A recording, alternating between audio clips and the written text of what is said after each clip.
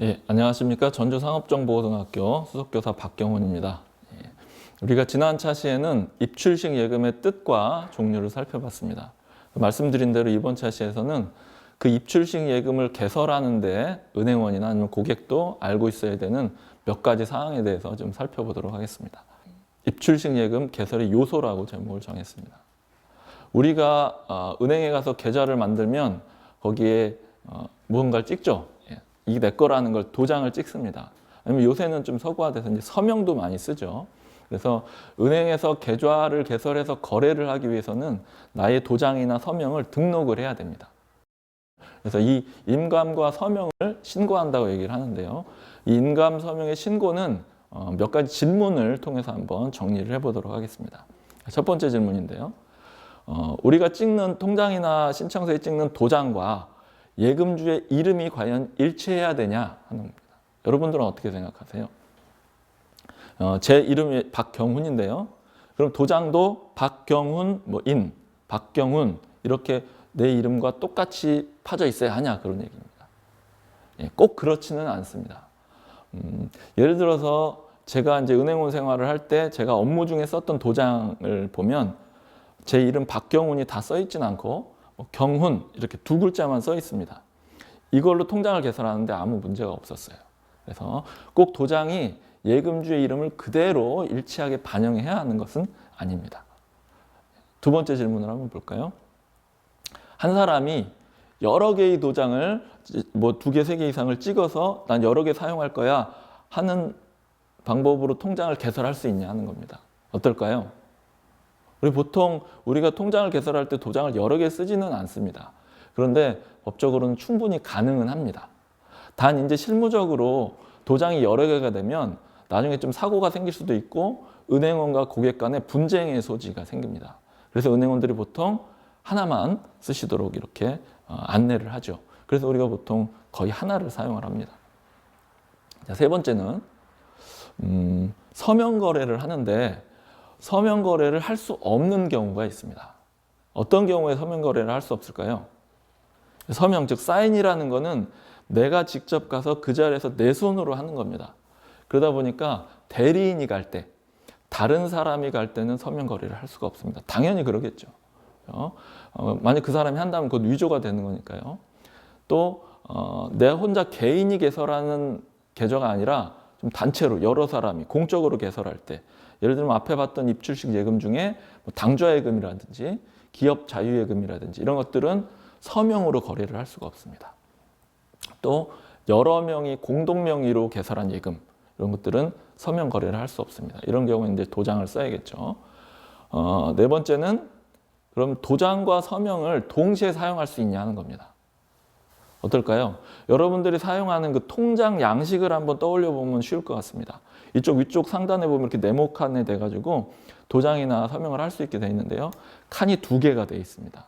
그래서 도장도 찍고 서명도 동시에 같이 사용할 수 있습니다. 그래서 두 가지를 같이 등록을 해놓으면 도장만 가지고도 입출금을 할 수 있고 서명만 가지고도 입출금을 할 수 있습니다. 이렇게 두 가지를 동시에 사용할 수 있습니다. 자, 이렇게 인감과 서명을 등록하는 방법 한번 살펴봤고요. 두 번째는 행정정보 공동이용제도라는 것들이 있습니다. 이게 뭐냐면 우리가 은행에 가서 계좌를 개설하려면 가끔 서류가 필요한 경우가 있습니다. 예를 들면 주민등록등본이라든지 가족관계 증명서라든지 이런 게 필요한 경우가 있습니다. 그러면 어떻게 할까요? 우리가 동사무소나 구청이나 이런 데 행정관서에 가서 서류를 띄어다가 그 은행에 제출을 하죠. 이렇게 되면 관공서도 갔다 와야 되고 또 은행을 와야 되고 이렇게 번거롭습니다. 이렇게 고객이 번거로운 거를 좀 줄여주기 위해서 고객의 편의를 위해서 은행원이 고객의 물론 동의를 받아야겠죠. 동의를 받아서 자기 자신의 공인인증서로 로그인을 해서 고객의 주민등록등본이라든지 가족관계증명서를 조회를 합니다. 그러면 고객이 그걸 제출한 것으로 가름을 할 수가 있습니다. 즉 고객의 편의를 위한 것이죠.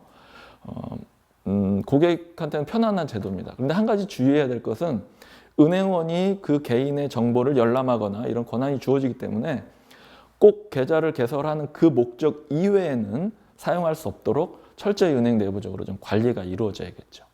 그런 것들만 좀 주의하면 이런 행정정보 공동이용제도는 고객에게 편리한 제도라고 할 수 있습니다.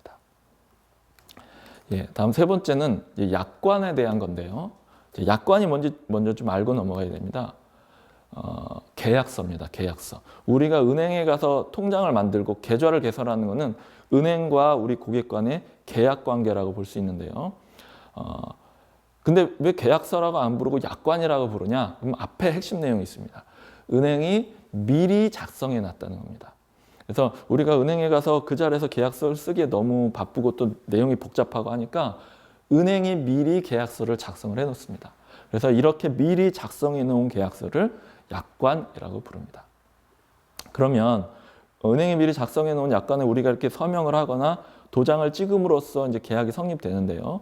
은행이 미리 작성을 해 놓다 보니까 은행이 지켜야 될 의무가 몇 가지 있습니다. 한 3가지 정도 있는데요. 이거를 약관의 계약 편입 요건이라고 합니다. 즉, 이 약관이 은행이 미리 작성해 놓은 약관이 계약으로 들어가기 위한, 즉 계약이 성립되기 위해서는 은행이 3가지 의무를 꼭 지켜야 됩니다. 첫 번째가 보시는 것처럼 명시 의무입니다. 이건 뭐냐? 고객이 약관을 어디서든 쉽게 볼 수 있도록 비치를 해놔야 된다는 겁니다. 즉 창구에 이렇게 약관을 비치를 해놓는달지 아니면 은행 고객들이 이렇게 서류를 작성하는 그 테이블에 배치를 해놓는달지 이렇게 약관을 고객들이 언제든 볼 수 있도록 은행 내부에 비치해야 된다는 의무입니다. 두 번째 의무는 이제 설명 의무인데요. 은행원이 고객한테 약관에 좀 중요한 내용들, 예를 들면 이자가 얼마고 중도 해지를 하려면 어떻게 해야 되고 이런 중요한 내용들은 고객한테 반드시 설명을 해줘야 된다는 의무입니다. 세 번째는 이 계약서인 약관을 고객이 원할 때는 저희가 사본 하나, 복사본을 하나 해주세요. 원래 계약서라는 건 사실은 계약 당사자가 똑같은 사본을 한 부씩 갖고 있어야 되는 거거든요. 그런데 은행에서 만든 이 계약서, 약관은 은행만 보관을 합니다, 보통은. 그런데 이제 고객이 저도 하나 알고 싶으니까 사본을 하나 주세요. 그 고객이 은행에 요구를 하면 반드시 줘야 됩니다. 근데 중요한 건 고객이 요구할 때 교부해야 되는 의무가 있습니다. 그래서 이렇게 명시 의무, 설명 의무, 사본 교무의 의무 중에 하나라도 은행이 지키지 않으면 나중에 고객이 가서 저 이 계약 파기하고 싶습니다. 이렇게 얘기를 하면 은행이 말을 할 수가 없어요. 근데 3가지 의무를 꼭 지켜야 합니다. 명시, 설명, 사본, 교부 의무. 그래서 이거를 계약 편입 요건이라고 얘기를 합니다. 자, 그럼 이 약관은 크게 한 4가지 종류가 있는데요. 제일 첫 번째는 예금거래 기본 약관, 그리고 두 번째는 거래 유형별 약관, 그럼 세 번째는 예금 상품별 약관, 그리고 이제 마지막으로 개별 약정, 특약이라고도 하는데요. 이렇게 4가지 약관이 좀 세부적으로 좀 이렇게 나눠집니다. 그런데 우리가 이렇게 거래를 하다 보면 이 약관끼리도 서로 좀 내용이 상충되거나 충돌하는 경우가 생깁니다. 그럼 이럴 때 이 여러 가지 약관 중에서 어떤 약관을 최우선해서 적용할 것이냐 이런 것들은 이제 원칙으로 정해놓는데요. 그걸 어떤 약관부터 어떤 계약부터 우선해서 적용할 거냐 아마 제목에 나와 있을 겁니다. 힌트가 개별 약정을 가장 우선해서 적용을 합니다. 그래서 이걸 개별 약정 우선의 원칙이라고 합니다. 그래서 제일 먼저 특약 개별 약정부터 적용을 하는데요. 이 특약은 뭐냐면 예금주 개개인이 좀 특별하게 좀 하고 싶다 하는 내용이 있으면 은행과 개별적으로 맺는 계약입니다. 다음은 금융 상품별 약관인데요. 앞서 우리가 본 입출식 예금으로 본다면 뭐 보통 예금 거래 약관, 당좌예금 거래 약관 이런 상품별 약관입니다. 그 다음 세 번째로 적용되는 게 거래 유형별 약관인데요. 우리가 본 입출식 예금 거래 약관, 또 다른 적립식 예금 거래 약관, 그다음에 거치식 예금 거래 약관 이런 식으로 조금 더 예금 금융 상품별 약관보다 큰 약관의 개념입니다. 그리고 가장 큰 약관인 예금 거래 기본 약관이 가장 마지막에 적용이 됩니다. 그래서 이렇게 특약, 즉 개별 약정이 먼저 적용되는 원칙을 개별 약정 우선의 원칙이라고 합니다. 이건 중요하니까 꼭 기억을 해두셨으면 좋겠고요. 이번 시간에는 인감, 서명의 신고부터 행정정보 공동이용제도, 약관까지 살펴봤습니다. 다음 시간에는 우리가 개설하는 입출식 예금이 포함해서 이런 예금 거래가 법적으로는 어떤 성질을 가지는지 예금 거래의 법적 성격에 대해서 살펴보도록 하겠습니다. 예, 수고하셨습니다.